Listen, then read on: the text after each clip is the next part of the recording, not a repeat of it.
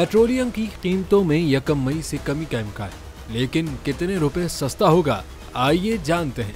आए रोज हर चीज की कीमत में इजाफे की खबर सुनते सुनते अब पेट्रोल की कीमत में कमी की खबर भी आ गई है, जिसकी वजह यह है कि आलमी मंडी में खाम तेल की कीमत में गुज़िश्ता 2 हफ्तों के दौरान कमी का रुझान देखा जा रहा है, जिसकी वजह से पाकिस्तान में भी पेट्रोल 5 रुपए 4 पैसे फी लीटर सस्ता होने का इम्कान है। उम्मीद ये जाहिर की जा रही है कि डीजल 8 रुपए, मिट्टी के तेल की कीमत 8 रुपए 3 पैसे कमी का इम्कान है, जबकि लाइट डीजल 5 रुपए 40 पैसे फी लीटर सस्ता हो सकता है। ताहम कीमतों में कमी का हतमी फैसला ओगरा की जानिब से भेजी गई समरी पर वजारत खजाना और वजीर आजम की मुशावरत से होगा।